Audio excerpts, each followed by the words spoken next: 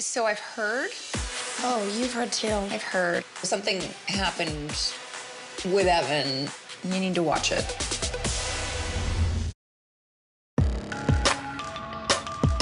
So I've heard. Something happened with Evan. It's fair to say that it's frowned upon. And I would just say, as your mentor and also someone who cares deeply for you as a friend, just, you need to watch it.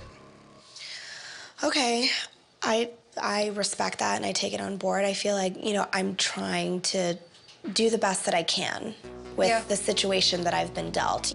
I take my job so seriously, and God forbid something come in between that. But am I going to worry so much about my career that I'm going to sacrifice a love life? Right. And I worry about that all the time. As important as my career is to me, being in love and having a relationship is also important to me. I understand that, and it's something that I struggle with, and I think that quite frankly, every woman that we work with struggles with, and it's a really tough push and pull.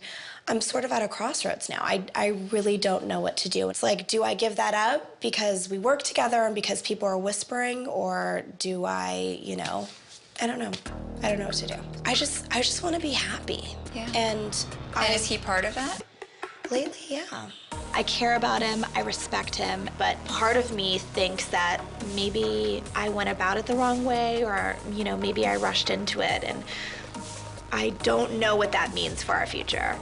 Listen, I am sympathetic to what you're going through, and I don't take away any of your feelings. I understand it, I appreciate it. You are in control of your life. What is going to come next for you, you have 100% control over. And if you want to continue on in this career, and especially at this company, at some point, you need to woman up and you need to decide if this distraction is taking away from where you want to be 10 years from now. Hey, it's Leah. Hey, it's Deandra. Craving more So Cosmo clips? Don't forget to also subscribe to stay up to date on everything So Cosmo related from the E! YouTube channel.